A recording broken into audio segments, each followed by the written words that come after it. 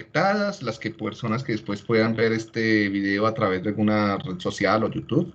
En el día de hoy vamos a continuar hablando sobre las alteraciones en el desarrollo del sistema nervioso central. En la clase anterior habíamos hablado, hecho una introducción sobre qué es el neurodesarrollo, ¿sí? Y vemos entonces, que son todos los cambios que suceden de forma organizada, sistemática y en buena parte homogénea entre las personas en el sistema nervioso central. Estos cambios pueden darse en diferentes niveles, desde niveles moleculares, niveles celulares, niveles de circuitos, tejido, comportamiento. ¿Sí? Entonces el neurodesarrollo sucede y se organiza en diferentes niveles, depende de múltiples formas de herencia. Entonces habíamos hablado de la herencia genética. Y algo que te habíamos dicho es que, bueno, los niveles están acá de organización. Les había presentado este diagrama o esta figura, y donde entonces tenemos los cambios a través de la vida en cada uno de estos sistemas, los cuales se van organizando entre ellos en relaciones mutuas, en una escala de complejidad, ¿cierto? Desde lo más básico, a nivel micro, hasta lo más complejo, y acá podemos seguir subiendo, con interacciones o retroalimentaciones entre niveles y dentro de niveles, ¿sí?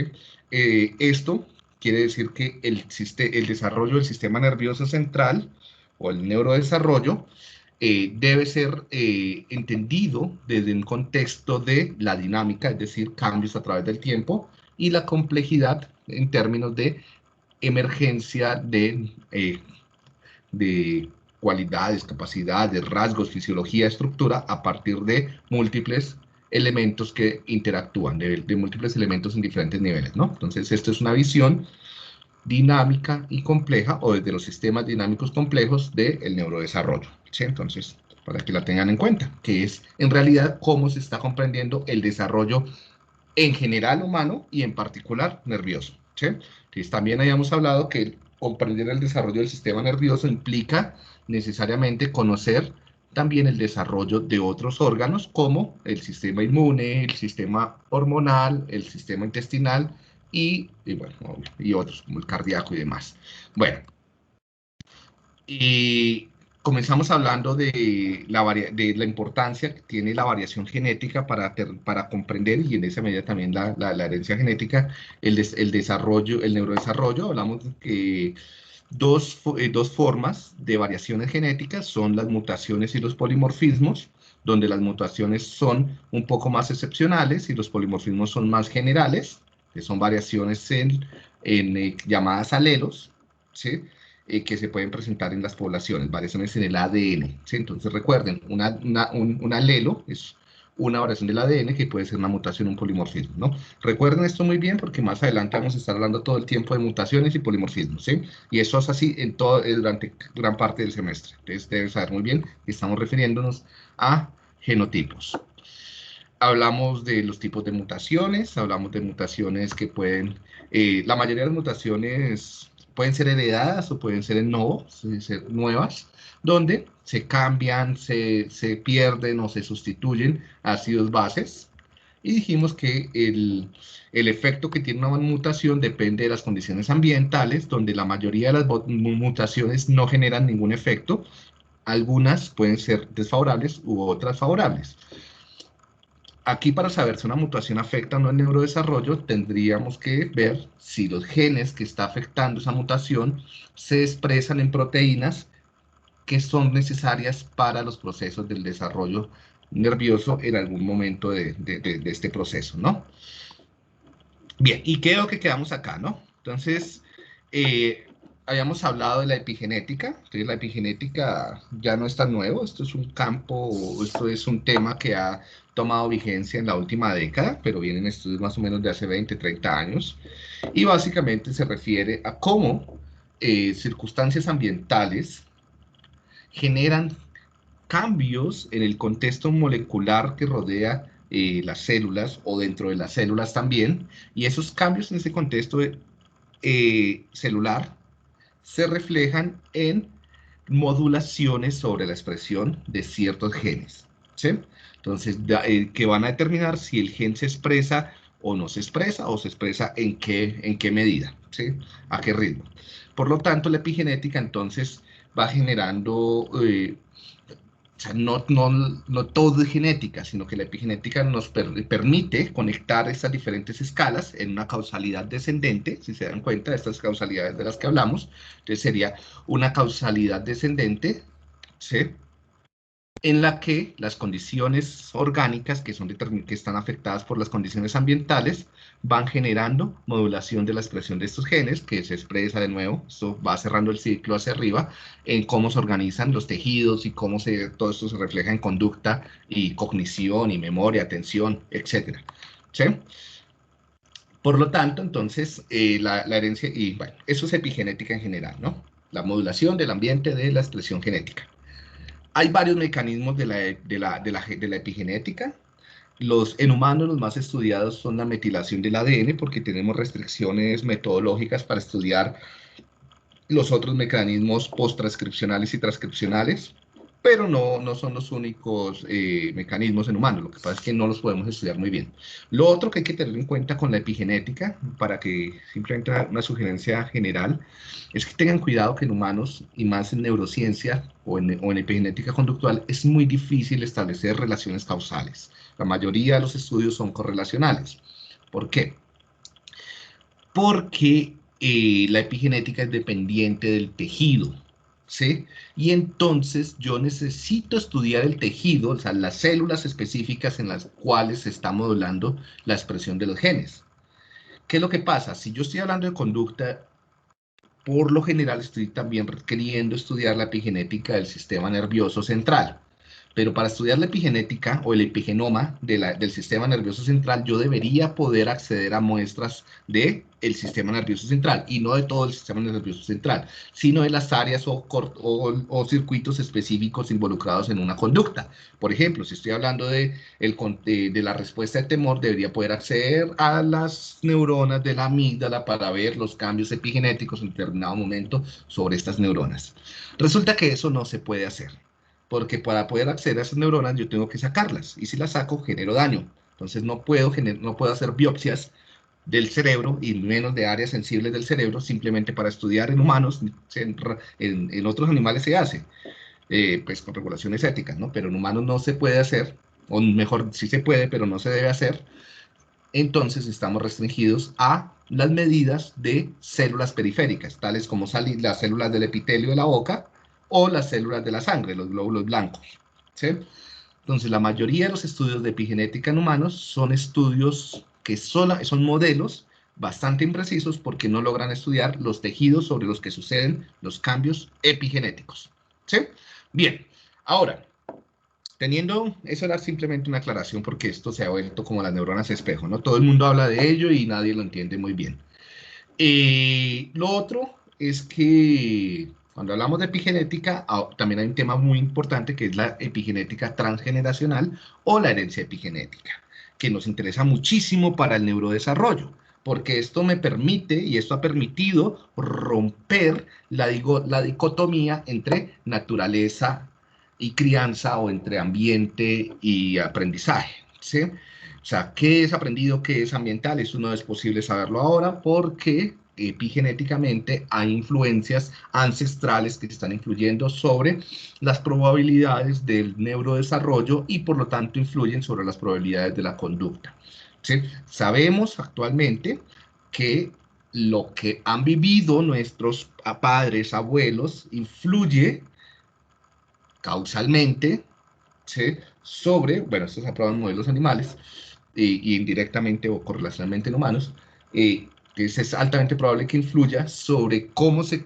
cablea el cerebro, cómo se construye el cerebro, y más adelante la probabilidad de que tú tengas una respuesta emocional, cognitiva, afectiva, social determinada, ¿sí? Entonces, por ejemplo, acá tenemos una mamá en la primera generación que fuma, o que se estresa, o que es maltratada, o que es desplazada, ¿sí? En Colombia, por ejemplo, ¿sí? O que es víctima de la guerra, ahora que estamos otra vez en fase de guerra en este país, o que está sufriendo por el encierro, por el aislamiento social, lo que sea. Bueno, entonces hay unas condiciones psicosociales de esta señora, sí, doña Clemencia, que están afectando directamente el desarrollo del embrión, sí, de su hija, digamos que es una niña, ¿sí? Ya. ¿Y por qué? Porque los cambios del ambiente que ella ve, el ambiente psicosocial de guerra, de polución, de contaminación, de aislamiento social, ¿sí? Por fumar, por beber, están generando cambios en el ambiente orgánico en el que se desarrolla este embrión y esto, o este feto, y esto va a generar marcas químicas directas sobre las células, o sea, modulaciones epigenéticas están programando muchos tejidos, incluyendo el sistema nervioso central. Entonces, ella está ya afectando el desarrollo, epigenéticamente está afectando el desarrollo de esta niña, llamémosla, no sé, Patricia. Entonces, doña Clemencia afectó el desarrollo de Patricia. En la segunda generación, Patricia ya tiene sus condiciones, o sea, ya se ha modificado el desarrollo de su comportamiento y de su funcionamiento corporal a través de lo que hizo la mamá. Y cuando ella, incluyendo como acá Patricia, esto fue por ejemplo cuando tenía 7 meses, se estaban formando sus óvulos. De los óvulos de Patricia también fueron marcados epigenéticamente, como se marcaron todas las células, por el fumar o por la violencia, por la guerra que vivió doña Clemencia, ¿sí? Cuando tenga a este muchacho, bueno, también es otra niña, digamos acá, a Heidi, ¿sí? Entonces, doña Clemencia heredó las marcas epigenéticas a los óvulos de Patricia. Patricia, cuando concibe, cuando da su ADN a Heidi, ¿sí? Entonces le va a heredar también las metilaciones a Heidi en el ADN que van a marcar también la predisposición, en este caso, para que Heidi sea obesa. Pero en otros casos, sea porque, por ejemplo, puede darse para que Heidi desarrolle pobres circuitos frontoparietales y no pueda prestar bien atención en clase, o para que Heidi desarrolle pobres circuitos frontolímbicos y tenga dificultades para regular su conducta, y por lo tanto cuando el Brian le diga, hey, vamos allí, ella no le puede decir no, ¿sí? O para que consuma, o para cualquier tipo de cosas, ¿no? Entonces veamos que hay una transmisión transgeneracional de marcas epigenéticas que sí van generando cambios en las probabilidades de presentar una conducta o una enfermedad o un problema psicosocial. ¿Sí? Bien. ¿Alguna pregunta acá, muchachos?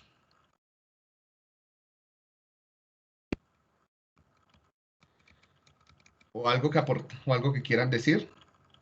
Profesor, yo tengo una pregunta. Cuéntamelo. Acerca de la lectura mencionaban que muchos como herencia podría ser transmitida o no, o sea, se podía expresar o no dependiendo del ambiente, eso cómo podría ser. Espérate, que no te escuché bien. Que la lectura decía que muchas herencias se podían presentar, ¿cómo? O sea, como que muchas como tendencias en la herencia se podían expresar o no dependiendo del ambiente en que se encontraba el sujeto. Hay diferentes vías por medio de las cuales el ambiente puede influir, ¿no? Una vía es la epigenética, siempre la epigenética está involucrada, lo que pasa es que no tenemos todavía las herramientas suficientes a nivel técnico como estadístico para estudiarla, ¿sí? A nivel, que eso requiere modelos matemáticos muy bien robustos. Entonces la epigenética es un mecanismo por los cuales el ambiente influye, pero no es el único, ¿no? Para hablar de epigenética tengo que hablar específicamente de los genes por medio de los cuales que están siendo modulados.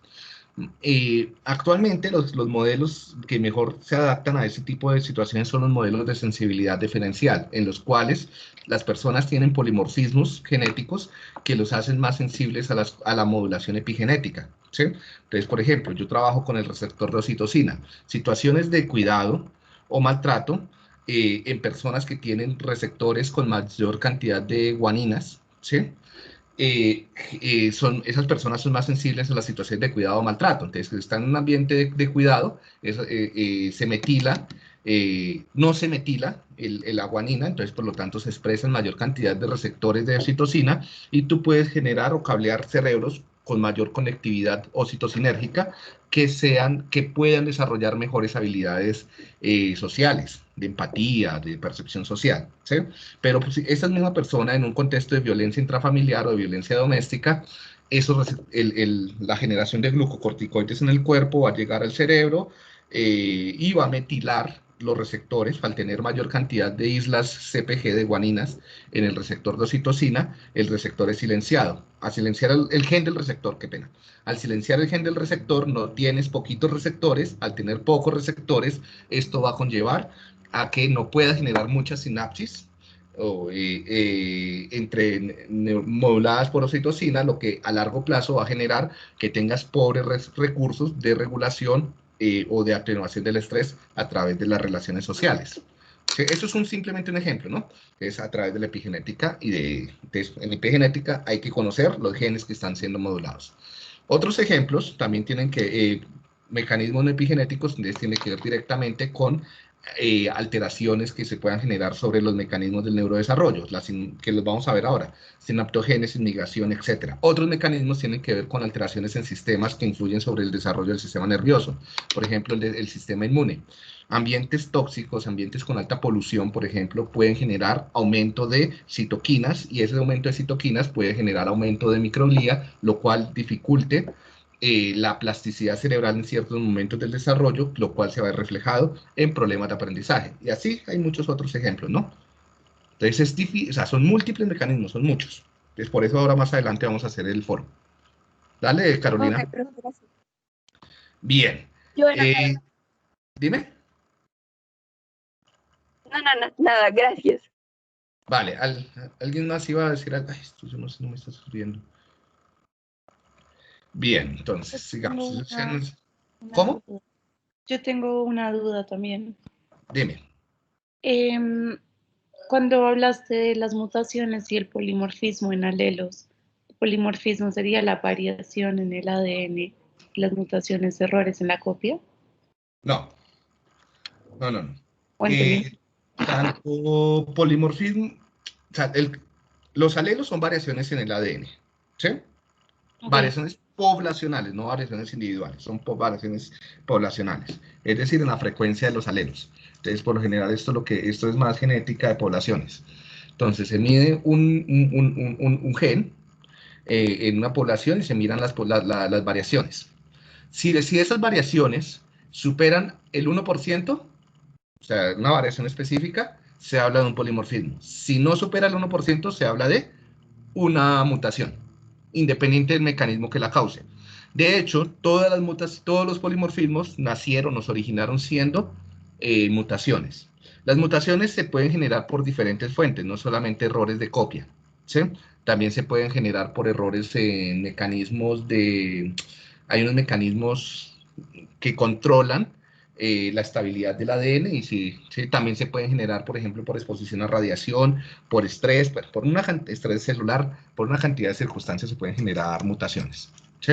Las más comunes son los errores de copia, pero no son los únicos. Entonces, no es por el origen de la variación, sino por la frecuencia en la población. ¿Sí? El nombre. Sí, gracias. Bueno, ¿cómo podemos entender? Entonces, aquí tenemos otra herencia. Entonces, acá tenemos 3 herencias. Un tercer tipo de herencia que debemos tener en cuenta, o de factores que influye sobre el neurodesarrollo, que debemos tener en cuenta es el microbioma o la microbiota y el funcionamiento del sistema digestivo, principalmente el sistema entérico, ¿no? Hay toda una conexión entre el sistema nervioso y el sistema, y el estómago y los intestinos, donde lo que está pasando lo que pasa en el cerebro influye sobre el funcionamiento intestinal, lo que pasa en el intestino influye sobre el funcionamiento cerebral, ¿sí? A través de comunicación vagal o a través de comunicación química por medio de la circulación sanguínea, ¿sí? Entonces, básicamente, influye profundamente, principalmente después del periodo fetal, alrededor del 7º mes en adelante, perinatal y nacimiento, ¿no? Entonces, para que lo tengan en cuenta, de pronto sobre esto yo creo que les dejé alguien que leyera un artículo, no sé si lo leyeron, ahora hablamos un poquito más. Entonces, el eje cerebro-intestino está involucrado en el neurodesarrollo, ¿sí?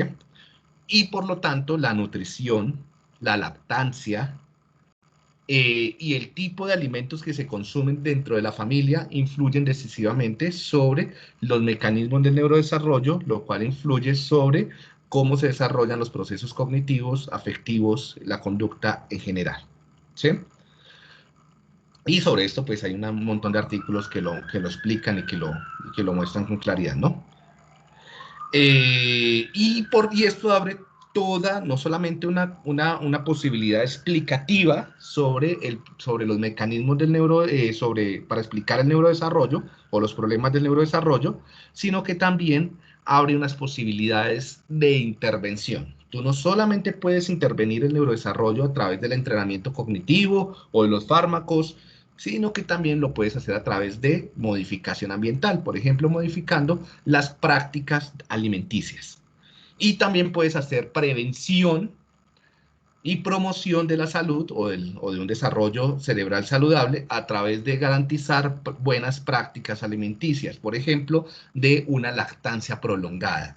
La importancia de la lactancia, al menos hasta el segundo año de vida, es enorme, enorme sobre el neurodesarrollo, más para unos niños que para otros. ¿Sí?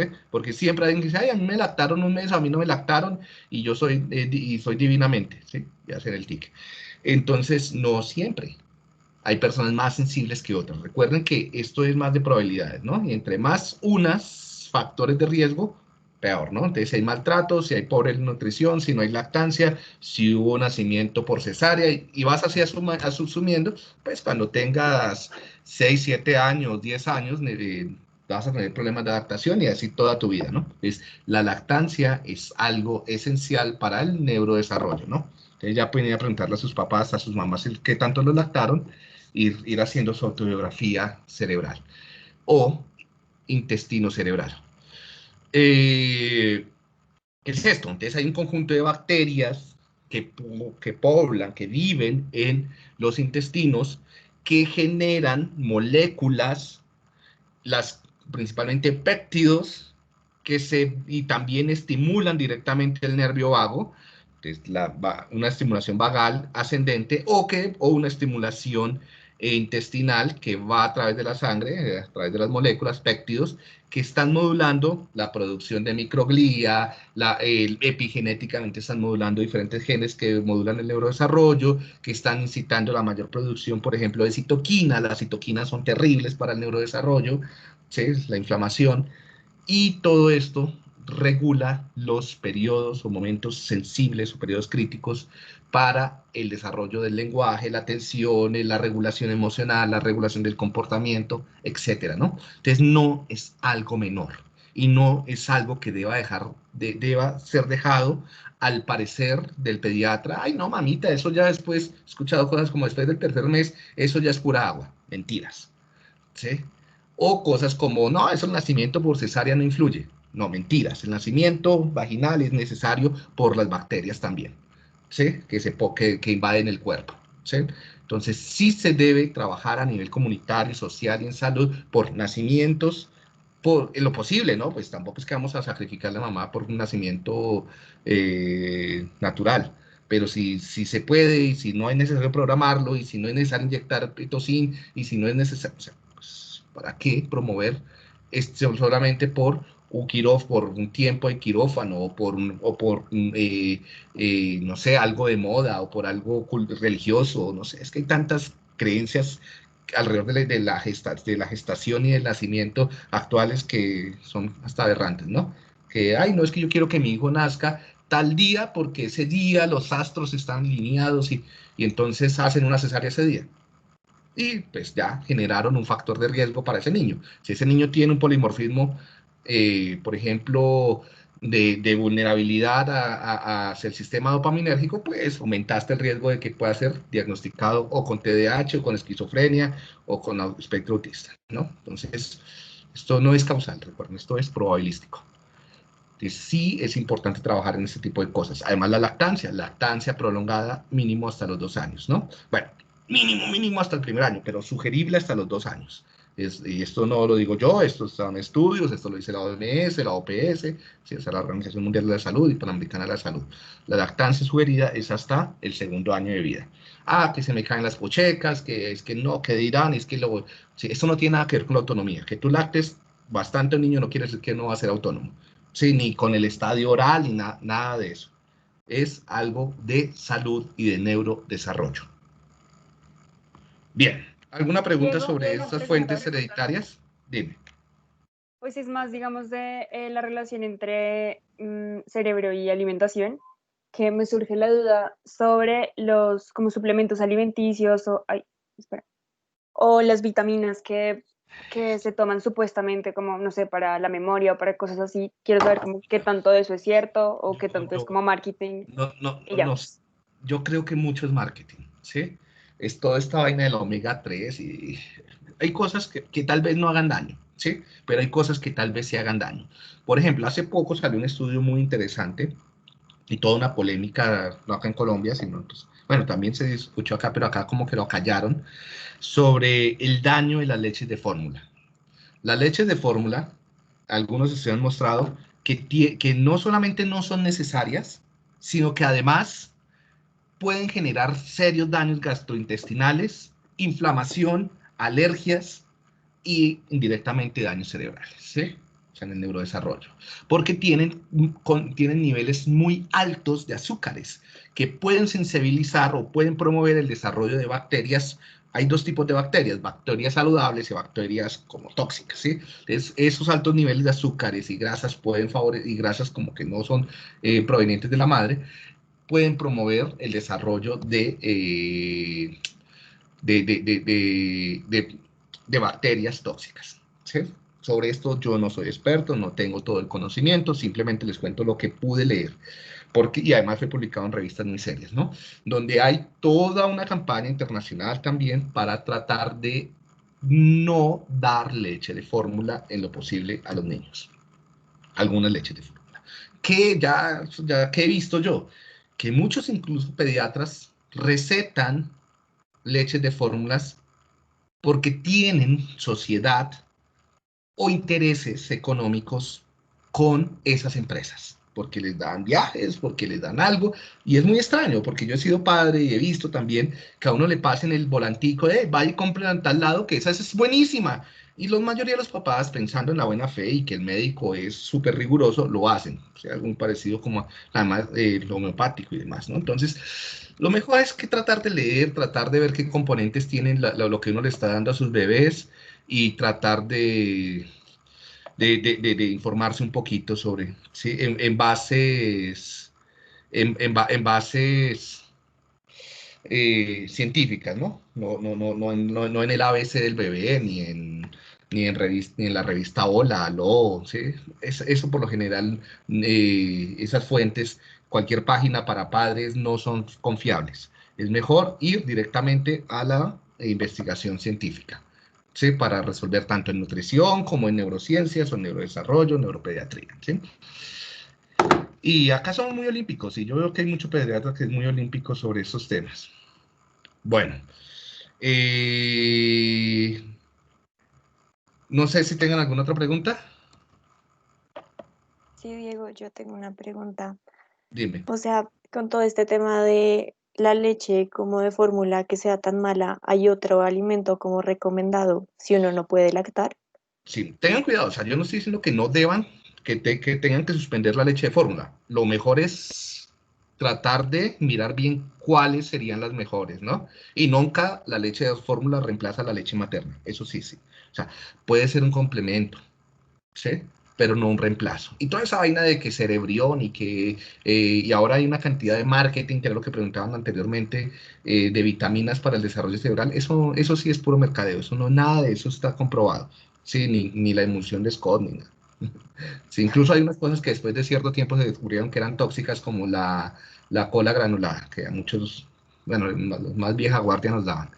Bueno, y lo que tú preguntabas entonces, ¿qué suplementos? ahí sí hay que contar con nutricionistas, pediatras. Yo no soy experto y no quiero meterme en los temas de otras personas. Ahí la sugerencia es que durante los primeros 6 meses sea alimentación exclusiva con leche materna. Después del sexto mes se pueden ir introduciendo otros alimentos y hay como unas rutas de qué alimentos se pueden y en qué medida se pueden ir introduciendo, ¿no? Compotas. Bueno, por ejemplo, lo de las compotas. Yo creo que le gustan más, a muchos les gustan, pero a los adultos les encantan porque son dulces. Yo no sé qué tan buena es una compota para un bebé, por ejemplo. ¿Sí? Muchos prefieren hacer mismo las compotas. La verdad, sobre eso no sé. Simplemente hay que tener en cuenta que el cuerpo humano no necesita niveles tan altos de azúcares, que muchos azúcares, incluso fructosa, no son bien procesados por el cuerpo y lo que generan es obesidad porque se transforman en lípidos y que sí pueden generar desbalances en el microbiota e inflamación. ¿Sí? Y hay algo, Además, también hay variaciones individuales, poblacionales. ¿Sí? hay algo que uno puede hacer como para estimular la lactancia en las mamás. Por ejemplo, mi mamá, a ella le costaba mucho como producir leche. No Uno sé, qué hace, no sé, ahí sí, se me sale de mi conocimiento. bueno, gracias. No sé. Yo creo, bueno, muchas cosas tienen que ver también con la preparación previa, con el estrés, ¿sí? Hay cosas fisiológicas, hay cosas médicas que ya son barreras, ¿no? De nutrición, entonces ahí yo creo que es muy, muy diverso. Pero no, ahí sí, no, ahí se me sale completamente de mi conocimiento. Bueno, Gracias. gracias. Recuerden que yo soy psicólogo, ¿no? A pesar de que me Sí, meta en estos líos, a hablar de todas estas cosas. Margarita, ¿ya habló? eh, Sí, era ¿Tania? yo. Ah, bueno, listo, dale. profe, tenía una pregunta Sí. sobre el tipo de comida que influye en las estructuras cerebrales. Estamos hablando ahorita solo de la etapa prenatal, perinatal, Sí, pero esto influye hasta la edad senil sí, en toda la la vida. parte del La neurodesarrollo. nutrición, toda la vida la nutrición influye. Incluso en ustedes. Sí. Eh, Incluso se puede hacer los que no les gusta la neuropsicología, eso tiene influencia sobre la psicología clínica y actualmente hay bastante y se está creando toda una línea además de neuronutrición, también de psiquiatría nutricional y de psicología nutricional, ¿sí? Cómo facilitar tu terapia psicológica cambiando los hábitos nutricionales de las personas o cómo los hábitos nutricionales de las personas pueden ser barreras para tu intervención psicológica o psiquiátrica, lo que sea, ¿sí? Igual los psicofármacos, el haloperidol, el ribotril, la valeriana, cualquier tipo de esos fármacos influyen diferente dependiendo de lo que estés comiendo. O sea, de lo que hayas sido, además que esto es a través de tu vida, no es solamente la dieta reciente. Y no pueden haber dietas, cambios de dietarios tan abruptos, porque también tiene un campo. Y por ejemplo, más adelante, algo que está tomando mucha fuerza son los trasplantes fecales. Entonces hay personas que por lo que ha sido su vida, tienen tan dañada la microbiota que la única forma es con trasplante fecal, o sea, con trasplante de microbiota. Y pues, ¿dónde vive la microbiota? En el popocito, ¿no? Entonces tienen que meter popocito, pues no por la boca, ¿sí? Pues por el recto, ¿sí? Para hacer, y eso es parte de las terapias. Hay bancos de heces fecales con bacterias saludables. Eh, no sé si ustedes les dejé un estudio de esos. Creo que alguien les dejé que hablan, que hacían que hacen todo como el mapeo en grupos de niños de cuáles son las bacterias que generan trastornos de las emociones y cuáles no. ¿Sí? Entonces, muchas veces, por ejemplo, para el trastorno del espectro autista, una terapia que en muchos casos ha sido muy exitosa ha sido el trasplante de heces fecales. ¿Sí? Entonces, literalmente, ustedes para ayudar a alguien lo pueden mandar a comer de la que sabemos. No, mentira, no funciona, tiene que ser por el otro lado. Bueno, espero Espera, profe, una que no pregunta estén rápida. desayunando en este momento. Dime. O sea, entonces el neurodesarrollo se da a través de toda la vida, no es como de que en algún punto para o se No, toda la detiene. vida es neurodesarrollo. Ok. Toda la vida hay plasticidad cerebral. Así es. Bueno, yo acá solamente les muestro hasta la adolescencia, ¿no? 7 momentos grandes del neurodesarrollo, que tal vez esto lo vieron ya en sus clases de neurodesarrollo del semestre de neuropsicología. Entonces tenemos un momento germinal donde se crea donde pues se implanta el cigoto. Todo esto pues tiene que ver con ese día romántico, las velas, las luces, no, mentiras, eso casi no sucede. Esa noche de copas, noche loca, en la cual la abejita y la flor, y entonces se implantó el óvulo en el útero. Bueno, las trompas de Fal se encontraron en las trompas y viajaron hasta el útero y se implantó allá. Son las 2 primeras semanas, luego viene después de la 3ª semana, la 8ª semana, lo que llamamos el periodo embrionario, lo cual va a ser muy importante ya que se forman todas las estructuras corporales sustantivas, todos los órganos, incluyendo el sistema nervioso central durante estas 5 semanas, de la 3ª a la 8ª, ¿no? Cambios que ocurran en este periodo pues van a llevar a malformaciones bastante graves en el neurodesarrollo, ¿sí? En el periodo embrionario. Y pues todo lo que se discute, por ejemplo, del aborto, sí o no, se habla de estos periodos, ¿sí?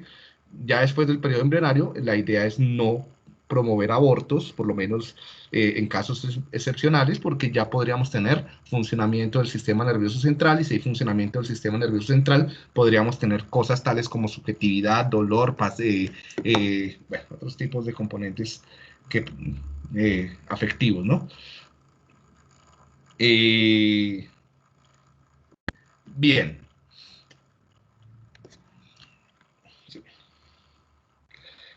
Luego, entonces, del periodo embrionario, pues, tendríamos un periodo fetal que iría pues, después del periodo embrionario, de la semana 9 más o menos hasta el nacimiento. Periodo perinatal.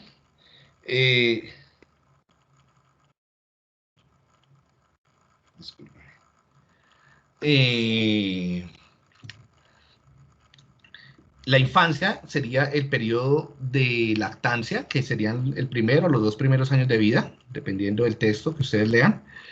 Que es básicamente en todos los mamíferos la nutrición dependiente exclusiva desde la madre. Luego vendría la niñez temprana, que es hasta los cambios de dentición, que iría más o menos en humanos alrededor de los 6, 7 años, 8 años. Niñez intermedia, esto es exclusivo de los seres humanos, esto no se presenta en otros mamíferos, esta niñez intermedia, ya que es el momento de preparación para o de amplio entrenamiento, que no está marcado por un cambio fisiológico muy claro, sino es más por la educación, la crianza, ¿sí? Bastante plástica y flexible, la culturización y socialización, la pubertad, que se refiere específicamente a los cambios gonadonales, la maduración sexual, y la adolescencia, que es algo cultural, ¿no? Hay culturas que no tienen adolescencia, que es la preparación para la adultez, y ahí tendríamos pues después adultez temprana. Todos estos cambios de aquí para adelante son menos biológicos, menos fisiológicos, menos evolutivos y más culturales, dependientes de la cultura, ¿sí? Aquí vemos, pues todo esto son parte de un libro, de un artículo, de un capítulo, un libro que estoy escribiendo, que espero que salga pronto. Entonces, tenemos aquí nuestro periodo embrionario, donde comenzamos con la formación del disco embrionario, donde se invagina la placa neural, y cuando se invagina la placa neural, bueno, tenemos los 3 tejidos, el endodermo, mesodermo y ectodermo. El ectodermo es que surgirá el sistema nervioso central. Cuando se invagina, ya tenemos, o la inducción, se forma un tubo, este tubo se va cerrando, se cierra primero en la mitad, luego se cierra atrás y luego se cierra acá adelante, bueno, o anterior, rostral y caudal. Y el cierre caudal, si no se cierra caudalmente, pues vamos a tener problemas, porque se hernia este tejido, y lo mismo si no se cierra caudal y rostralmente, ¿no? Luego ya esto, ya es sobre la finalización del periodo, todo eso en el periodo embrionario, ¿no? Durante la finalización del periodo embrionario, lo que tenemos ya está el cierre, y ese tubo se va doblando, y se van generando como protuberancias llamadas vesículas, entonces 3 vesículas primarias: prosencéfalo, mesencéfalo o rombencéfalo, cerebro anterior, cerebro medial y cerebro posterior. Bueno, no es cerebro, es encéfalo. Y la región caudal que da lugar al cordón espinal. El prosencéfalo se divide en 2 espacios, todo esto es por ventrículos. Recuerden que las células madres nacen en las paredes de los ventrículos y desde ahí comienzan a migrar. Entonces tenemos el telencéfalo o cerebro más distante, el diencéfalo, el mesencéfalo, cerebro medio, el metencéfalo y el mielencéfalo. Y bueno, por último la cordón espinal. Aquí están los...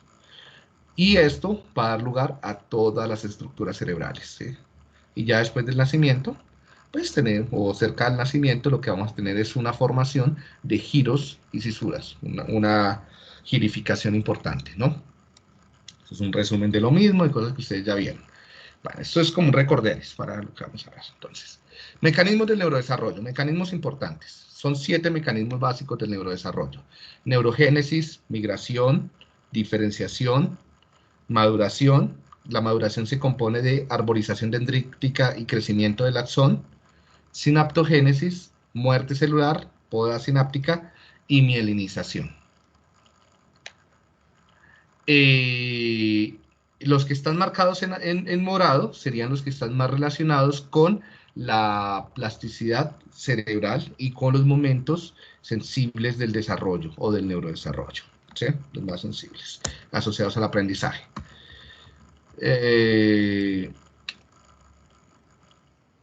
Creo que no hace falta que les explique cada uno de estos, ¿sí? Entonces, pues la migración, la neurogénesis es un proceso que ocurre. Tenemos 2 tipos de neurogénesis. La neurogénesis primaria o embrionaria, que es o llamada también proliferación, en la cual de unos progenitores primarios de neuronas y de glías se van a través de mitosis dividiendo de forma explosiva. Por eso que llaman proliferación, ¿no? Y esto sucede en las paredes del tubo neural. Una vez se dividen, comienzan estas neuronas inmaduras a migrar, y ahí pues va a ir al menos 3 mecanismos de migración, uno guiado por glía, que sería el de la glía radial, y también por, entonces, que va formando las capas de la corteza, y otro llamado translocación, y es que simplemente van estirando prolongaciones y se va como jalando la neuronita, ¿no? Inmadura. Para que migren tienen que estar inmaduras, ¿sí? Por eso después de que madura o se diferencian las neuronas ya no pueden migrar. La diferenciación consiste en que la neurona tome su identidad, se vuelva neurona piramidal, dopaminérgica, GABAérgica, en canasta, bueno, de Purkinje, lo que sea, ¿sí? O célula de glía. Y ya acá, la maduración, que dura toda la vida, tiene que ver con la formación de dendritas y de árboles, de ramas dendríticas, de espinas dendríticas, que el axón crezca y también se ramifique, ¿sí? La sinaptogénesis tiene que ver con la formación de sinapsis. En todos hay genes implicados, ¿no? Pero también hay epigenética y hay señalización ambiental. Y hay influencia del intestino, y hay influencia de las hormonas, y hay influencia de la contaminación, en todos esos procesos, principalmente en los últimos, en los de morado. La muerte celular, principalmente por apoptosis, y la poda sináptica y de espinas sinápticas a través de también retroalimentación ambiental y de aprendizaje, y la mielinización tiene que ver con la formación de mielina a partir de los oligodendrocitos en el sistema nervioso central y las células de Schwann en el sistema nervioso periférico, ¿no? Y todo esto son ciclos, ¿no? Ciclos donde se producen y donde se disminuyen, que duran toda la vida, incluyendo la mielinización. Actualmente se ha descubierto que también hay cambios de mielinización alrededor de toda la vida.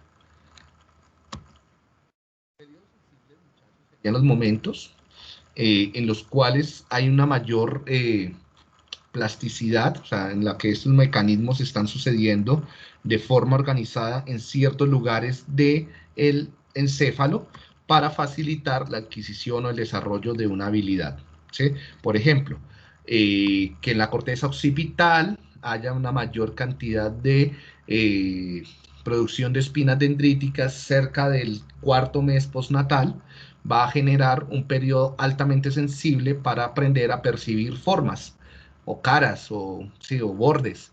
La exposición a bordes, caras, luces, colores, etcétera, durante esos primeros meses postnatal va a hacer que esas neuronas también tengan una amplia sinaptogénesis y que después tengan una amplia poda, y cerca del segundo año se comienza a cerrar esto y ya estas neuronas pierden un poco de sensibilidad y plasticidad cerebral para el aprendizaje visual. Por lo tanto, niños que son deprivados de experiencias visuales durante los 2 primeros años de vida van a tener serios trastornos en el desarrollo de habilidades visoespaciales. ¿Sí? Es más o menos en ese sentido. Un periodo crítico sería un periodo sensible, pero que los cambios que sucedan son irreversibles. En humanos es difícil hablar de periodos clínicos, entonces por lo general muchos psicólogos del desarrollo prefieren hablar de solamente periodos sensibles. ¿Sí? Los periodos críticos era más una propuesta de Konrad Lorenz y otros etólogos para describir aprendizajes en aves, por ejemplo, como la impronta, ¿no? Como que ellos siguieran a la mamá para todos lados, que era irreversible.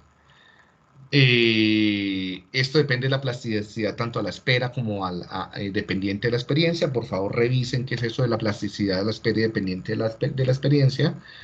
Y bueno, y en general los periodos sensibles se van organizando como en jerarquías, donde el desarrollo de las experiencias visuales y el cableado de la corteza occipital va a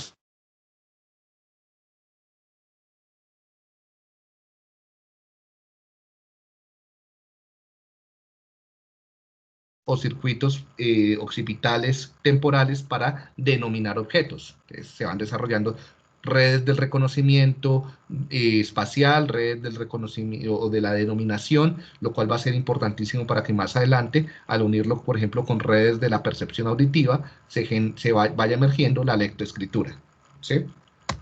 Diego, creo que se te cortó un poquito, como... ¿Sí? Sí, como te cortó como 10 segundos.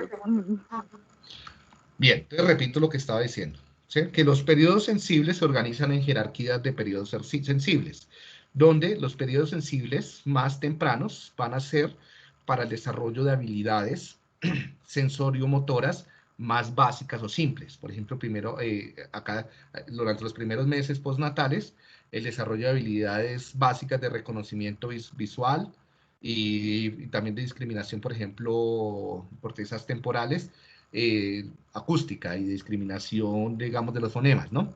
Pero más adelante se abre un periodo sensible en el que se integran estas dos habilidades, o sea, en jerarquías cada vez para desarrollar habilidades más complejas, donde los desarrollos, por ejemplo, de reconocimiento de formas, ¿sí? Va a ser una condición y se va a integrar con el desarrollo del reconocimiento de fonemas para que emerja la habilidad de leer, y cuando tú lees lo que haces es convertir una forma en un sonido, ¿sí? O en un significado en redes más globales, y así sucede básicamente durante la niñez. Entonces, una jerarquía de periodos sensibles para el desarrollo de habilidades. Un poco Profe, dime. yo tengo una pregunta. Es que en el artículo que leímos con mi grupo hablaba algo de la plasticidad precoz y que esto era algo negativo pues en el neurodesarrollo del niño, pero no entendí muy bien por qué. ¿Cómo?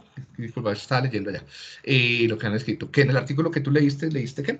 Hablaba de la neuroplasticidad precoz en los niños y que esto pues era como negativo para el neurodesarrollo, pero no entendí muy bien por qué.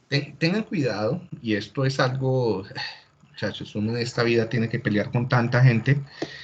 Otra de las peleas que yo caso frecuentemente es con las personas que, la estimulación, ¿no? Entonces, estimular. Ese concepto de estimulación es horrible, que no dicen qué es lo que hacen. Y muchas personas tienen la noción de que la plasticidad es buena y la estimulación es buena porque sí. O sea, como que todo lo que sea cambio cerebral es bueno y todo lo que sea del estímulos es bueno. ¿Qué puede pasar? Si tú presentas estímulos en momentos inadecuados, en momentos sensibles inadecuados, ¿sí? Por ejemplo, presentar una gran cantidad de sonidos y luces de forma desorganizada o en momentos en los cuales el cerebro no está preparado, puede generar, como hay alta plasticidad en determinadas zonas, que se conecten o generar circuitos que no van a permitir el desarrollo de habilidades funcionales, ¿sí? Entonces hay que tener cuidado con qué tipo de estímulos estamos presentando, cómo los presentamos y en qué momento los presentamos, ¿sí? No es estimular por estimular y por ganarse unos pesos, porque podemos hacerle daños a las personas para toda la vida, ¿sí? Entonces, la plasticidad cerebral son los cambios en el sistema nervioso. Estos cambios, o el ritmo de estos cambios, es coordinado por el por la genética, la epigenética y el ambiente.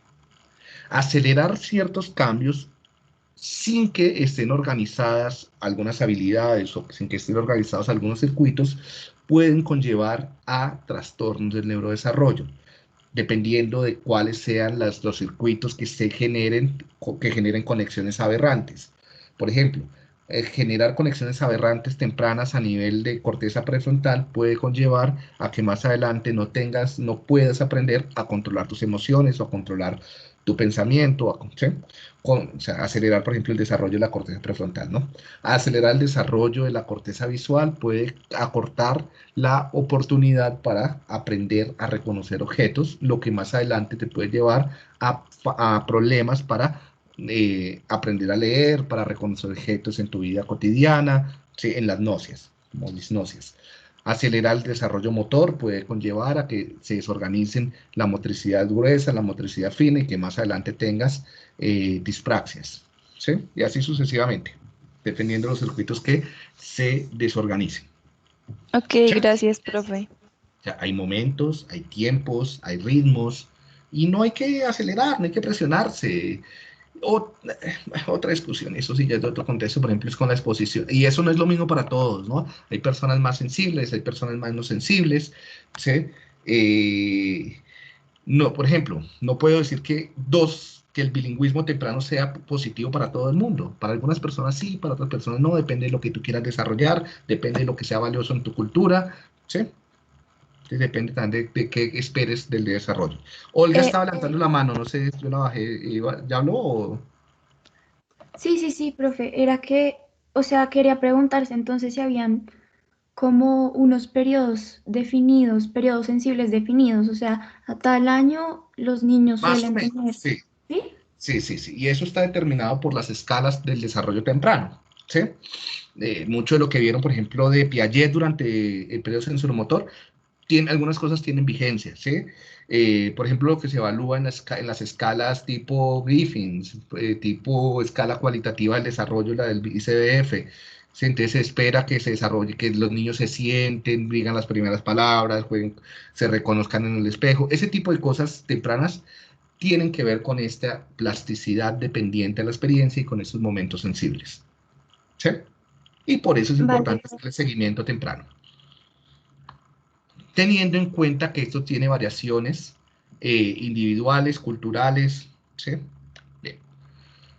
Aquí vemos, muchachos, esto es un articulito, esto es, por ejemplo, cómo el microbioma, algo a lo que les decía, puede afectar la apertura o cierre de los periodos sensibles, ¿sí? Entonces tenemos variaciones genéticas, tenemos variaciones, por ejemplo, con los medicamentos que toman las mamitas o que se les dan, o las fórmulas, miren, todo esto tiene que ver. Actualmente también hay bastante investigación sobre suplementos probióticos que pueden facilitar este neurodesarrollo. Entonces, si por ejemplo hay alteraciones, hospitalizaciones tempranas y los bebés deben consumir, les dan antibióticos, esto ya cambia completamente el desarrollo. O si por ejemplo hay creencias de una asepsia exagerada dentro de las mamás, por ejemplo, yo me acuerdo que antes las mamitas bañaban a los niños casi como 3 veces al día y los mantenían, ¿sí? Y después pues ha generado un movimiento de que los bebés recién nacidos no es necesario bañarlos tan seguido, ¿sí? Porque también se les hace daño a la piel y a otras cosas. Entonces, todo este tipo de cosas están cambiando, ¿sí?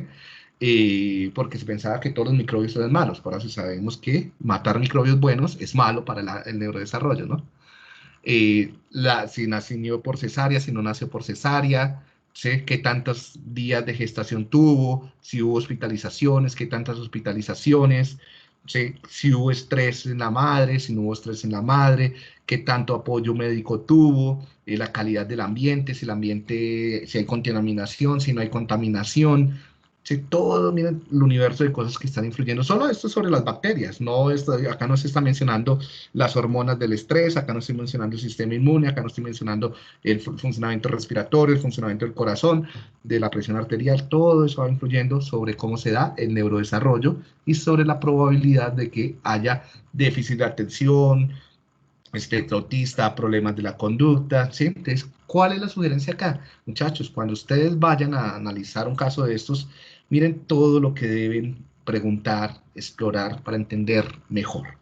¿Sí? Y cuando van a hacer prevención, si en algún momento ustedes están en una estancia de política pública, manejando un colegio, manejando una escuela de padres, manejando una organización, ¿sí? Trabajando con madres adolescentes, miren sobre la cantidad de cosas que deberían generar acciones para promover la disminución de trastornos del neurodesarrollo. Esto es un poquito, estos artículos también muestran cómo diferentes, por ejemplo, alteraciones en la estabilidad del microbioma. Entonces aquí vemos las bacterias de los intestinos en diferentes momentos, cómo pueden estar afectando la migración, el crecimiento dendrítico y axonal, la poda neural, la sinaptogénesis, la poda sináptica, la mielinización, y al afectar los procesos, los mecanismos del neurodesarrollo, aumentan o disminuyen el riesgo de déficit de atención, autismo, esquizofrenia, trastorno de ansiedad, trastorno del estado de ánimo, ¿sí? Esto incluso les sirve hasta a ustedes mismos para, muchas veces, muchos de ustedes nos cuentan, nos reportan que tienen problemas de tristeza, de depresión, de ansiedad, de estrés, de manía, de adicciones o sus familias. Esto es algo que nos rodea, mejor dicho, ¿sí? Entonces vean que a través de toda la edad podemos estar generando intervenciones garantizando una nutrición un poco más saludable. ¿Sí? Bien. Todo esto era como la introducción a las alteraciones. ¿Alguna pregunta? Como todo lo que afecta al neurodesarrollo. Incluso, miren, para que esta mañana me enviaron, antes de la clase, dije, les voy a mostrar este artículo, ¿sí? Que está en preprint. No, este no es, qué pena. Me enviaron, sí. Que es, por ejemplo, cómo la calidad... ¿Están viendo la página de internet o ven la presentación? La página. Listo. Entonces, ¿cómo Sí, está. la exposición a un vecindario, a un ambiente verde, ¿sí? Afecta las trayectorias, imagino que el neurodesarrollo, y lo que afecta en última es la trayectoria de autorregulación, ¿sí? Y pues el estudio está hecho en estas personas. Algunas de las cosas que encuentran es que el rol que genera los espacios, un vecindario con espacios verdes en los mecanismos de autorregulación, o sea, que el niño sea impulsivo, no sea impulsivo, que sea agresivo, no sea agresivo, que llore mucho, que no llore mucho, está afectado si vive en un espacio urbano donde no hay parques, donde no hay espacios verdes, o en un sitio rural que hay bastante acceso a naturaleza. ¿Sí? ¿Qué se midió? Es la independencia y la disregulación emocional. ¿Sí? Entonces, que un ambiente, un vecindario privado, ¿sí? En español es privado, no es privado, bueno, ellos miraban como la privación del vecindario y del lugar físico de la casa de acceso a espacios verdes. Es que la privación de esto predijo malos mecanismos de autorregulación. La cantidad de espacio verde no predijo la autorregulación. Ahí está el estudio, ¿no? Entonces, simplemente para que lo vean, que algo como es estar expuesto o no estar expuesto al espacio verde puede, o las condiciones de habitación o de qué tanto concreto te rodea, puede también afectar tu neurodesarrollo, afectando las posibilidades de desarrollar mecanismos de autorregulación. ¿Sí? Bueno, alteraciones en el neurodesarrollo. ¿Qué son las alteraciones en el neurodesarrollo? Son cambios significativos en el desarrollo esperado del sistema nervioso. ¿Sí? Afectan tanto la estructura como la fisiología y suelen reflejarse en disfunciones cognitivas, afectivas, motoras, sociales, que pueden evaluarse en grados de afectación, desde más leves a más graves. ¿Sí? Por lo general, las alteraciones del neurodesarrollo lo que están afectando son los mecanismos del neurodesarrollo. Entonces, hay cambios en la neurulación, en la neurogénesis y en la migración. Los que están en rojo van a conllevar alteraciones más graves. Fallas en la neurulación van a llevar a malformaciones gravísimas. En la neurogénesis también y en la migración también vimos que dependiendo de la alteración de la migración. Fallas, que ya afectaciones en la maduración, la sinaptogénesis y la mielinización, pues son cambios más plásticos, no tan graves, pero también pueden conllevar a cambios, disfunciones considerables como TDAH o algo así, ¿sí? Bueno, está como una aclaración. Aquí tenemos, esto es desde las clasificaciones diagnósticas y, bueno, y demás. Entonces, por ejemplo, tenemos alteraciones del neurodesarrollo, tenemos alteraciones como la discapacidad intelectual, estas son un poco más funcionales, ¿sí? Trastornos de la comunicación, trastornos del espectro autista, trastorno de déficit de atención y hiperactividad, trastornos específicos del aprendizaje, ¿sí? Trastornos motores. Estos son los principales trastornos funcionales a los cuales se ven enfrentados los neuropsicólogos, ¿sí? Habrían otros trastornos, por ejemplo, como... Profe, Dime. Dime. No te escucho.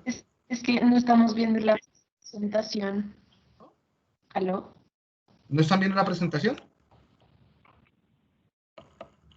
Profe, yo sí la estaba viendo. Yo sí la veo bien también. Yo también Sí, la yo estoy también viendo. lo estaba viendo. Sí, yo también la estaba viendo.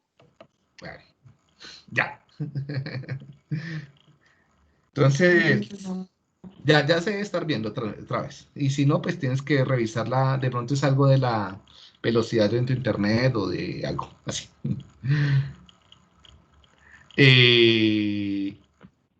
Del ancho de banda o alguna cosa. Bueno. Estos primeros les decía que son los trastornos más comunes en la práctica neuropsicológica, que son más funcionales, que no son tanto de la etiología. Si se dan cuenta, acá no me habla de la etiología, de qué es lo que conllevó a el trastorno. Estos que están acá tienen que ver más con la etiología, tienen que ver, por ejemplo, con exposición a teratógenos, ¿sí? O anomalías genéticas como las que están acá o cromosómicas, ¿sí? Que era la pregunta que hacían iniciando la clase de hoy. Malformaciones. ¿Sí? Bueno, cuando hablamos de malformaciones, entonces, ¿cómo los vamos a clasificar? Vamos a clasificar las alteraciones del neurodesarrollo en diferentes tipos de alteraciones, ¿sí? Entonces, una gran primera familia de alteraciones del neurodesarrollo van a ser las malformaciones, ¿sí? Esta fue una clasificación funcional, recuerden.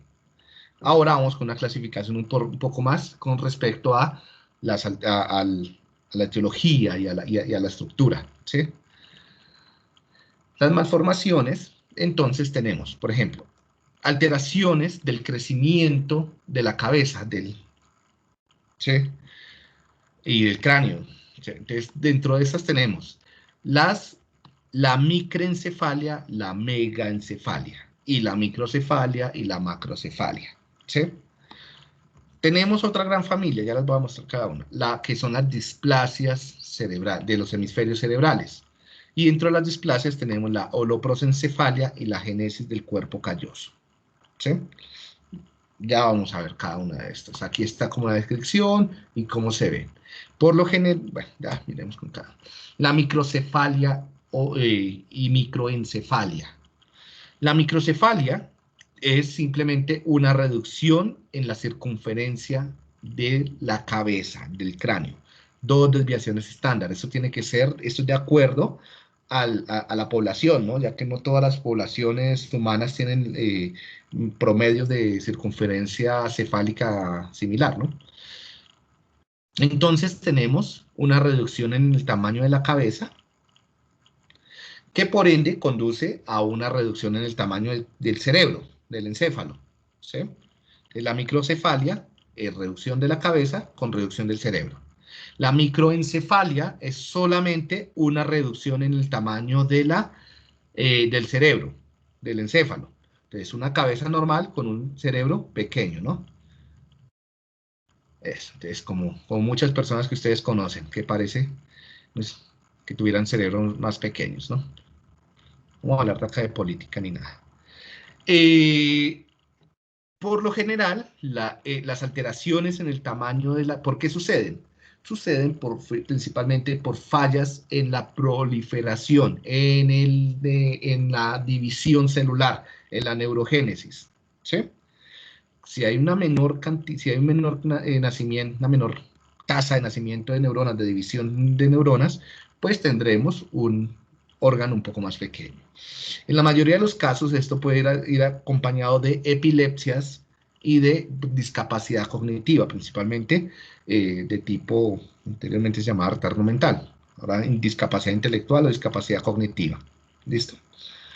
En algunos casos pueden haber fallas de migración, pero principalmente son de proliferación. Uno de los casos más comunes en los años recientes de microencefalia son los casos de Zika, o de microcefalia mejor.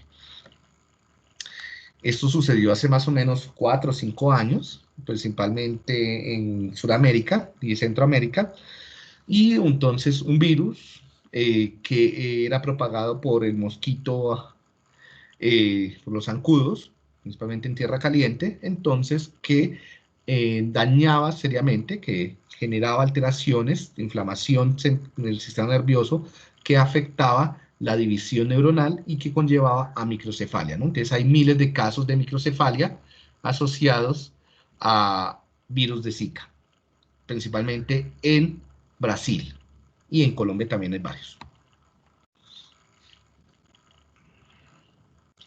Bien.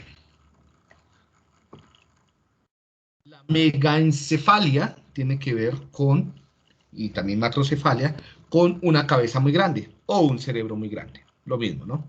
Se puede tener cabeza grande sin tener cerebro grande, pero no se puede tener cerebro grande sin tener cabeza grande, ¿no? Esto por lo general también son alteraciones de la migración y de la proliferación, principalmente la proliferación, y en muchos casos también conlleva a epilepsia y discapacidad intelectual o trastornos del aprendizaje. En algunos casos también se han hablado de trastornos del espectro autista. También algunos han hablado de alteraciones en la poda neuronal, o sea, que no hay una poda suficiente.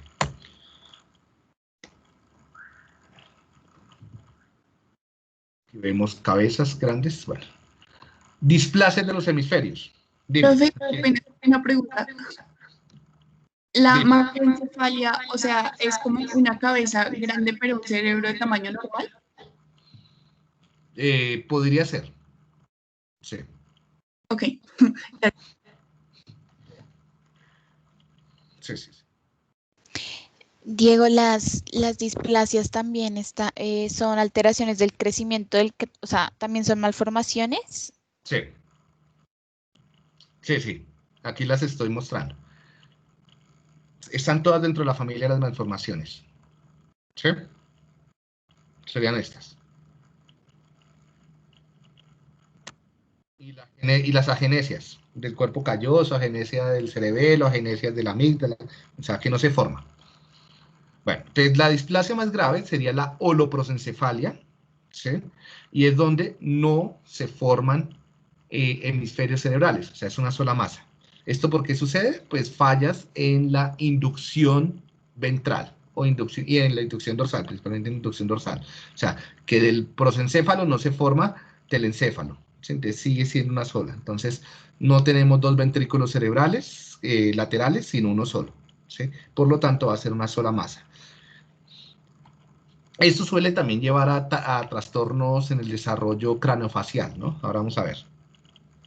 Entonces, fallas en la inducción del telencéfalo, suelen ser incompatibles con la vida, suele conllevar a la muerte, y cuando sobreviven tienen discapacidades terribles, profundas, y mueren rápidamente en los primeros meses postnatales.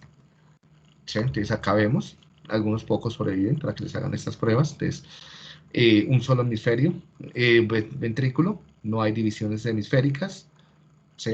Esto conlleva trastornos epilépticos, desorganizaciones, parálisis sensoriales, bueno, terribles. Aquí vemos un alto rango de malformaciones, entonces, por ejemplo, acá, casi como una ciclopía, de diferentes niveles, grados, tipos, ¿vale? Y ahora la contraparte real de todos.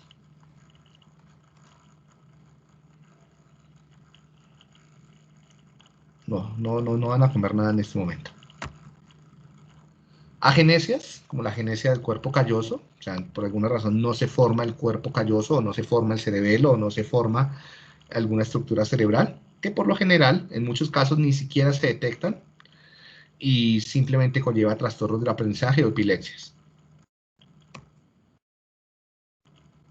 Estas son malformaciones como de toda la masa encefálica, ¿vale? Ahora tenemos alteraciones ya solamente de la corteza, ¿sí?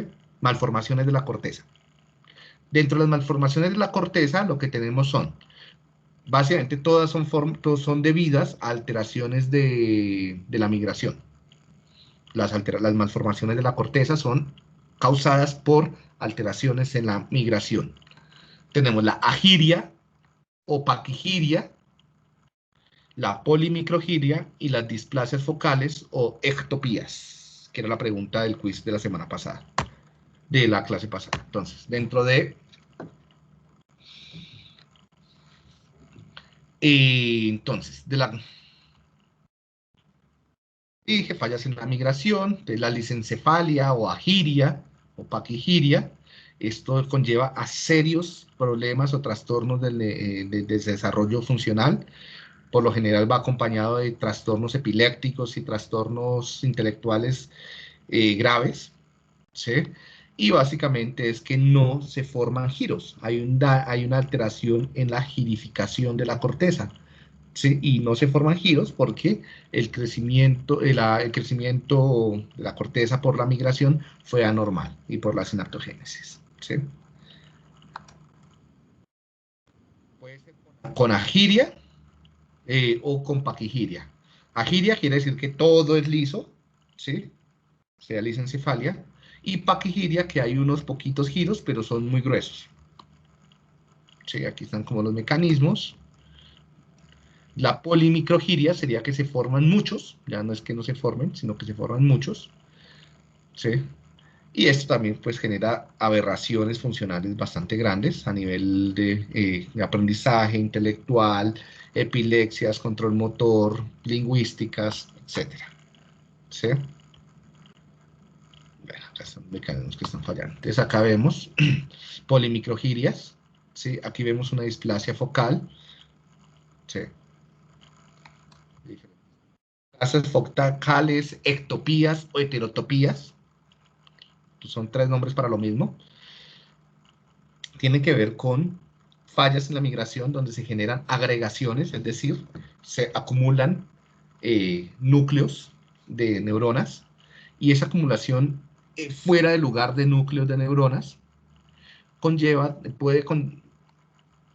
hay de diferentes grados funcionales, ¿no? Algunas, las más leves, ni siquiera se dan cuenta. Muchos de ustedes pueden tener ectopías corticales y nunca lo van a saber, ¿sí? Por ejemplo, en estudios postmortem se encuentran muchísimas de estas, y en personas que vivían divinamente nunca tuvieron problemas. En algunas otras pueden conducir a problemas funcionales leves, como problemas para atender, problemas para controlar las emociones, para comunicarse, para controlar los movimientos, para bailar, ¿sí? Algunos nunca aprendimos a bailar champeta, reggaetón, ni nada de eso. Tal vez sea porque tenemos ectopías en la corteza premotora, ¿sí? Vaya uno a saber. No sé, James de pronto tiene ectopías que no le permiten hablar fluidamente. Sí, también, o sea, se ha visto que lo tengo en la punta de la lengua. No es dislalia, se me olvidó, bueno, tartamudeo. Tiene que ver con alteraciones en la organización de la corteza temporal, ¿sí? O sea, no, tampoco, es solamente un chiste. Se me olvidó el nombre técnico del tartamudeo. Bueno. Eso se llama una anomia, ¿no? Cuando uno tiene la palabra en la punta de la lengua y no la puede decir. Diego, pero una pregunta, ¿estás hablando de ectopías o displasias focales o es lo mismo? Es lo mismo. Y también es una alteración de la corteza, ¿cierto? Sí, más leve, que puede o no puede conllevar alteraciones funcionales dependiendo de muchos factores en diferentes niveles. que pueden ser, nunca aparecer ningún síntoma así complicado, o puede verse reflejado en un problema en la fluidez verbal, ¿sí? O un problema en la coordinación motora, un problema en la regulación emocional, atencional, etc. Profe, O, la giria y la polimicrogiria también son errores en la migración. sí, todas las alteraciones de la corteza, las displasias de la corteza, son trastornos de la migración. Esto, por ejemplo, esto es una displasia, pero esta no es focal, esta es general, y esto va a llevar a un trastorno muy profundo, con epilepsias y con desórdenes intelectuales bastante graves, ¿sí? Las que yo les digo es un pedacito que simplemente se acumularon somas y esto muchas veces no genera mayores problemas. ¿Qué se ha visto? Que la frecuencia de ectopías sucede alrededor de la asesora de Silvio, ¿sí? Y esto correlaciona con una mayor probabilidad de tener epilepsias del lóbulo temporal, ¿sí? De las epilepsias más frecuentes son las que están alrededor del lóbulo temporal, o con también tener alteración del neurodesarrollo de tipo dislexias, disgrafías, discalculias, ¿sí? O de la fluidez verbal, ¿no? ¿Por qué no me acuerdo el nombre de esa falla? De fluidez verbal. ¿Vale? Entonces, estas son las neuronas o los grupos corticales más sensibles a las displasias focales o ectopías. ¿Sí? Que son las causas más frecuentes de trastornos del aprendizaje.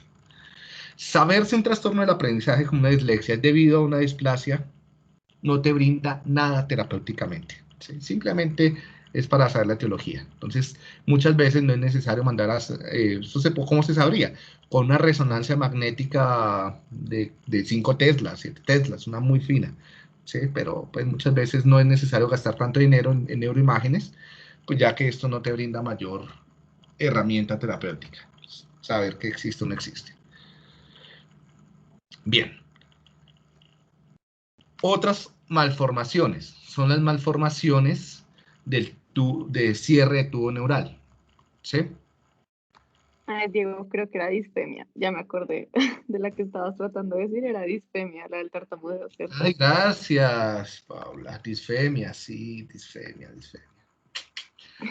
Sí, James. Pero bien, es una disfemia. Hay varios estudios que muestran que casos de disfemia pueden estar relacionados con displasias focales o ectopías.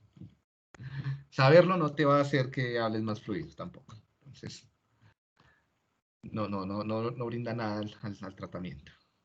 Bien, ahora, otro tipo de malformaciones. Ya llevamos, con estas serían 3 tipos de malformaciones. Malformaciones del cráneo, del saco craneal completo, malformaciones de la corteza y ahora malformaciones del tubo neural o del cierre de tubo neural. Tenemos la anencefalia, que es donde no se cierra en el polo anterior, los encefaloceles, que es donde no se cierran en algunos puntos del componente anterior, y la espina bífida, que es donde no se cierra en el polo caudal. ¿Sí? Vamos a ver acá. Entonces, por ejemplo, estos son casos de anencefalia. No se cerró el tubo neural en el componente más anterior. ¿Sí? Tenemos varios casos de anencefalia. Los encefaloceles, que serían... Perdón, anencefalia es ¿en qué parte? Rostral. No se cerró todo el componente rostral del encéfalo. Ok, listo. Gracias. Interior, sí, rostral. ¿Y hay posibilidad de supervivencia? ¿Cómo? No. Hay casos que han sobrevivido como hasta el primer año, pero pues con bastante soporte. No, por lo general esto genera abortos.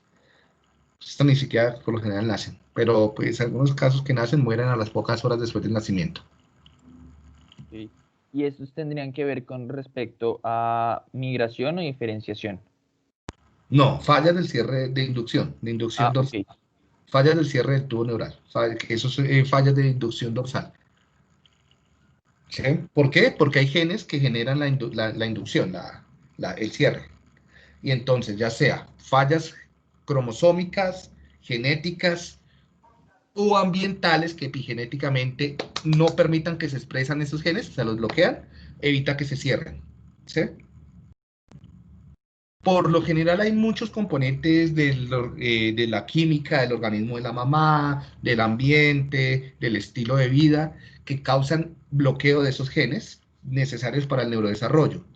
Como esto sucede tan tempranamente, que es en las primeras semanas de gestación, en el periodo embrionario, muchas veces ni siquiera las mamitas se dan cuenta de que estuvieron en gestación y tienen abortos. En algunos casos excepcionales, se genera, se implanta y sigue el curso del desarrollo al periodo fetal, pero no viven, ¿sí? De las anencefalias. Ya los otros son los encefaloceles, y es que ya no es que no se cierre todo el componente, todo el polo anterior, rostral, sino que no se cierran pedacitos. Entonces, por ejemplo, si no se cierra acá, va a haber un encefalocele parietal, o si no se cierra acá, frontal, ¿sí? Estos pueden ser compatibles con la vida. Entonces se hernea, o sea, se sale la masa encefálica, ¿sí? Esto acá hay masa encefálica. Entonces, la cirugía pues, debe hacerse de forma muy temprana, puede generar disfunciones variadas, ¿sí? Los encefaloceles. Esto se puede observar en ecografías, entonces esto se puede para prevenir los embarazos, para hacer abortos tempranos, ¿sí? No someter a la mamita todo la carga emocional de un embarazo con malformaciones, de un nacimiento con malformaciones. Ya cuando no se cierran el polo posterior o caudal, mejor, entonces tubo, entonces tenemos, pueden haber uno de dos, son bastante frecuentes, mire, 1 o 2 de 1000 nacidos vivos.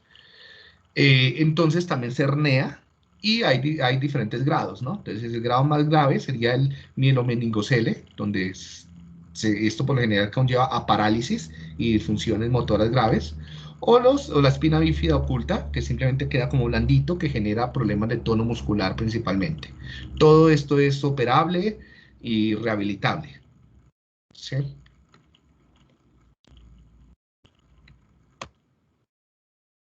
Algunos. Aquí están cómo se hacen las cirugías.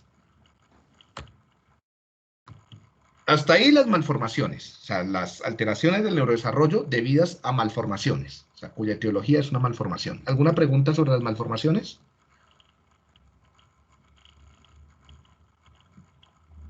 Gabriela, ¿ya estás viendo la presentación? Sí, ya, gracias. Bueno, bien, ahora vamos a hablar de otras fuentes de alteraciones del neurodesarrollo. Entonces, ¿qué serían? Alteraciones genéticas, alteraciones cromosómicas y ambientales por teratógenos.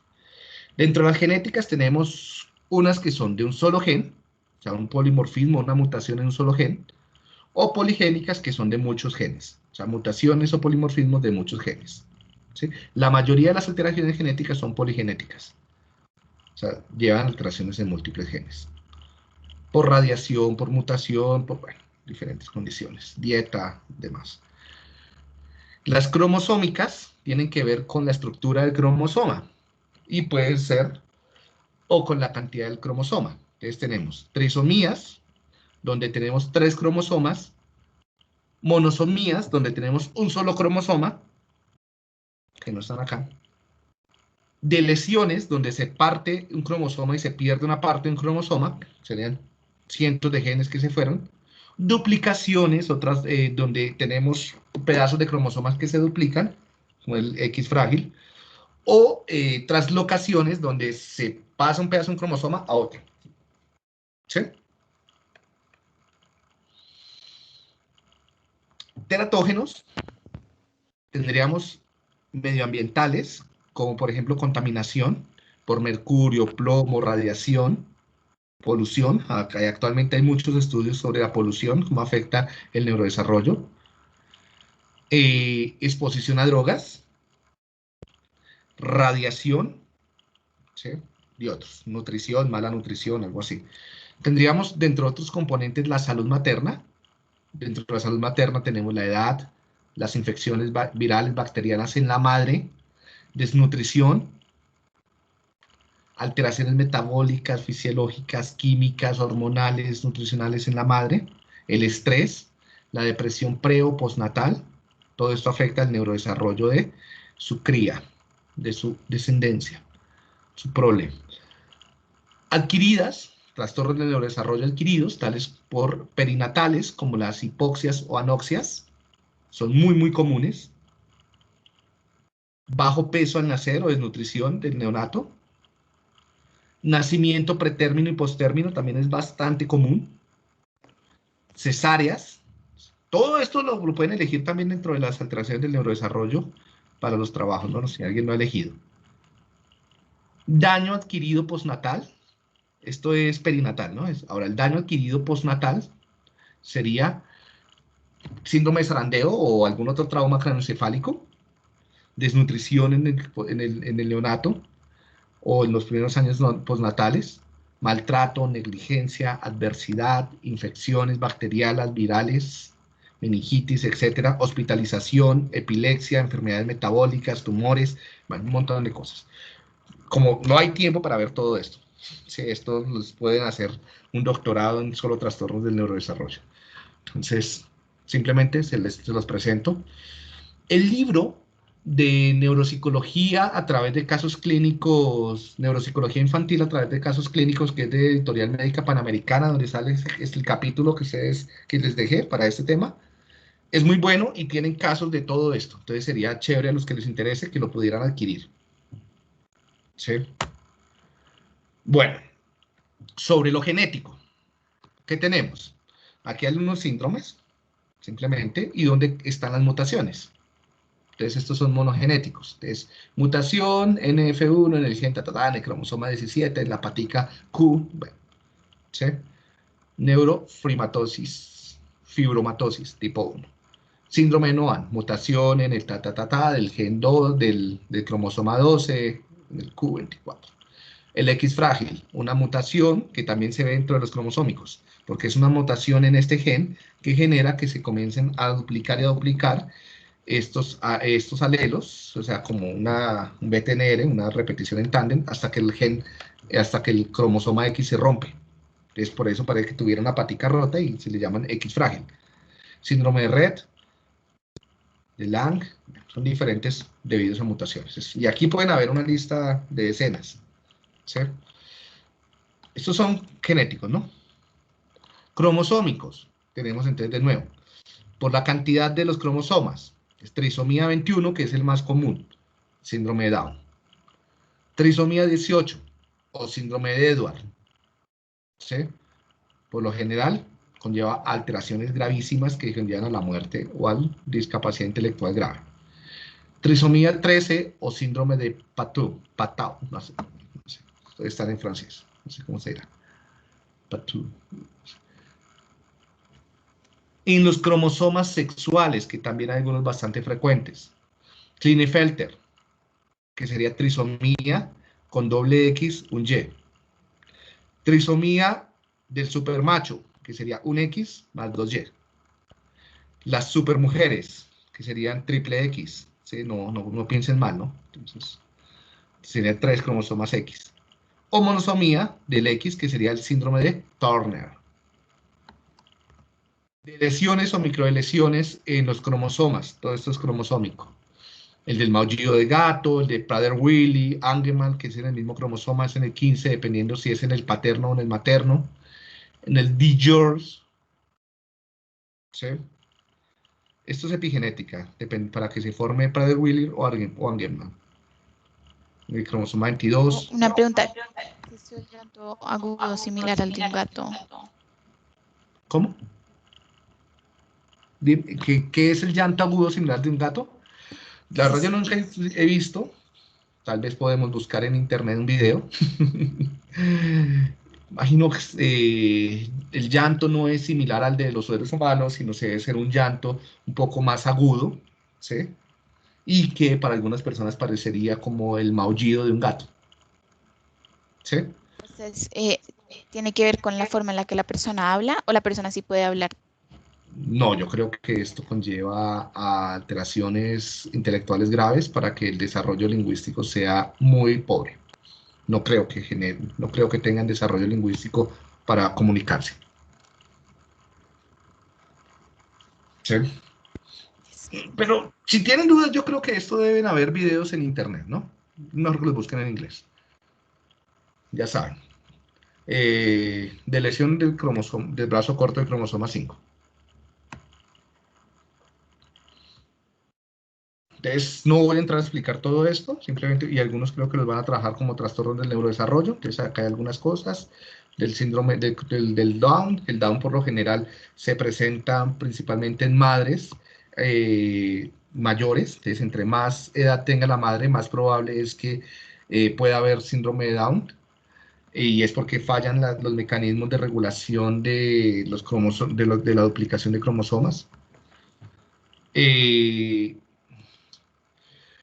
Alteraciones genéticas y cromosómicas. Entonces, pues acá están los genes que están en el cromosoma 21 y cuáles serían los que hay de más de estos genes. Entonces hay un exceso de estas proteínas. Entonces, que se ven reflejados en cambios en la cara, en los ojos, en las manos, en las orejas, en el cerebro, en el corazón, bueno, etcétera. ¿Sí? Alteraciones funcionales, pues por lo general se ve alteración del lenguaje, esto tiene alteraciones muy variadas, ¿no? Y es bueno no generar estereotipos sobre el síndrome de Down, porque la mayoría de los Down son muy diferentes unos de otros. ¿Sí? Otro muy frecuente, o sea, la discapacidad intelectual más frecuente es síndrome de Down, la segunda más frecuente es X frágil. ¿Sí? Entonces, entonces es un BNTR, entonces vemos este pedazo del gen, que sería un CGG, y comienza a repetirse entre 5 a 50 veces. Esto es normal, ¿no? Que se repita entre 5 y 50 veces este CGG en el X. En algunas personas hay una permutación y es que se repite entre 50 y 200 veces. Estas personas no desarrollan el síndrome, pero pueden ser padres de niños que desarrollan el síndrome. Entonces, hacerse un cariotipo y ver cuántas veces tienes repetido esto, y más si en tu familia hay casos de X frágil, es importante para prevenir en tu descendencia que hayan. En la medida en que vas teniendo descendencia, esto cada vez se va ampliando más la permutación, la cantidad de repeticiones en tándem, hasta que si tienes más de 200, se rompe el cromosoma y entonces tenemos alteraciones de X frágil que conllevan a discapacidad intelectual por lo general. ¿Sí? El gen, ¿cómo se da? Bueno, las alteraciones, esto también lo pueden escoger si a alguno le interesa como alteraciones, Klinefelter, algunos teratógenos, ya para ir cerrando. Entonces, tenemos... bueno, en diferentes momentos, ¿qué es lo que puede pasar? Entonces acá hay algunos teratógenos o sustancias nocivas, alcohol, cocaína, ¿sí? Diferentes drogas, diferentes fármacos, litio. Por eso es tan importante que las mamitas sepan muy rápidamente que están embarazadas y que se comience a hacer prevención del consumo de sustancias que puedan ser nocivas. Ácido valproico, por ejemplo, es muchas mamitas que que están medicadas, que tienen medicación psiquiátrica o medicación para epilepsias, deben suspenderla. Entonces esto es porque entonces muchas van a sufrir. Entonces es como un balance de, o sufres por el trastorno mental o tu hijo se hace daño. No es fácil. ¿Sí? Y los psicólogos tienen que estar preparados para hacer asesoría profesional sobre estos temas. Sí, a mí me ha pasado, me han llegado mamás que, mira, doctor, tengo una depresión terrible, ¿qué hago? Si me tomo el ácido valproico, si me tomo la carbamazepina, si me tomo el, el antidepresivo, pues esto qué puede hacer, en qué es diferente al principio, al final, cómo lo puedo compensar con otras estrategias. Bueno, acá no hay una fórmula única, pero ustedes deben conocerlo para poder asesorar a las mamitas. Alcoholismo fetal, creo que alguien lo va a trabajar. Infecciones, tenemos diferentes tipos de infecciones que afectan el neurodesarrollo, citomegalovirus, herpes, VIH, rubiola, toxoplasmosis, varicela, y bacterias también, entonces eran virus, ahora bacterias, y sigue, la lista es enorme. Zika, VIH, un montón. Parásitos. La salud materna también influye. Si la mamá tiene problemas de hipertensión, si tiene problemas de desnutrición, si tiene problemas de obesidad, si tiene problemas de la tiroides, si tiene problemas, toda la salud materna influye. Sí. Ahí acá. Bueno, ahí vi un título debajo. La depresión materna, por ejemplo, vemos cómo la depresión materna influye decisivamente el estrés materno, el maltrato intrafamiliar materno, todo eso, o sea, sobre la madre, más en madres adolescentes, todo esto influye sobre el neurodesarrollo. La prematurez.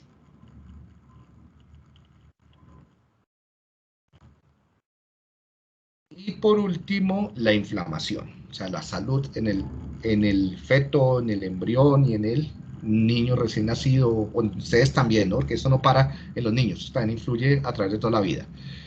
La inflamación, es decir, enfermedades, hospitalizaciones, depresión. Si no sabían, el aislamiento social conduce a inflamación porque somos seres sociales, el rechazo, que le dejen en doble visto, la depresión, el dolor por la separación social, todo esto aumenta la inflamación, por lo tanto, interfiere con el neurodesarrollo. Esto es un problema de salud y de salud mental gravísimo, que por ejemplo yo he hecho ya charlas y lo he discutido ahora con el COVID y con la pandemia, sobre de las primeras personas que tienen que regresar a un ambiente social son los niños, principalmente los niños en preescolar.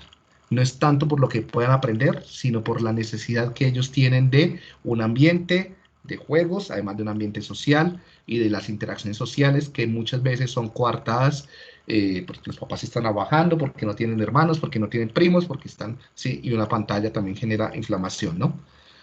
Y pues está alterando su neurodesarrollo, entonces es probable que en 1, 2 años, 3 años vamos a ver una explosión de casos de alteraciones del neurodesarrollo en niños que estuvieron aislados 6 meses, niños que por ejemplo tienen 4 o 3, de 3 a 6 años en este momento y que están siendo aislados por la pandemia.